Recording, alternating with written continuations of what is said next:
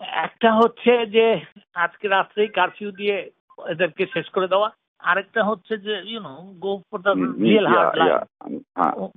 তো এখন কথা হচ্ছে যে the first option which you are saying, that's what we should do. July আগস্টে ছাত্র আন্দোলন চলাকালে কোনো এক সময়ের ফোনালাপ এটি।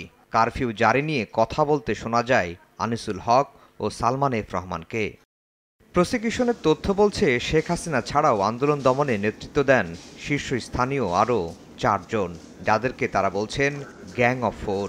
এই গ্রুপের সদস্য ছিলেন সাবেক আইনমন্ত্রী আনিসুল হক ও উপদেষ্টা সালমান এফ রহমান। সম্প্রতি এই দুইজনের বিরুদ্ধে তদন্ত শেষ করেছে ট্রাইব্যুনালের তদন্ত সংস্থা। তাদের বিরুদ্ধে কারফিউ জারি করে আন্দোলনকারীদের হত্যার পরামর্শদাতা হিসেবে অভিযুক্ত করা হয়েছে।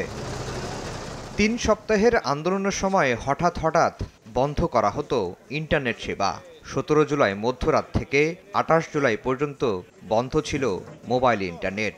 এছাড়া ফেসবুক, হোয়াটসঅ্যাপ সহ ইন্টারনেট ভিত্তিক যোগাযোগ মাধ্যমগুলো বন্ধ ছিল 13 দিন, যা স্বাভাবিক হয় 5 আগস্ট দুপুর থেকে। প্রসিকিউশন বলছে আন্দোলন চলাকালে ইন্টারনেট বন্ধ করে সংগঠিতভাবে হত্যাকাণ্ডে সহায়তা করা হয়। এই অভিযোগে শেখ হাসিনার তথ্য ও যোগাযোগ প্রযুক্তি উপদেষ্টা সজীব ওয়াজেদ জয় ও তথ্য ও যোগাযোগ প্রযুক্তি প্রতিমন্ত্রী জুনায়েদ আহমেদ পলকের বিরুদ্ধে তদন্ত শেষ হয়েছে।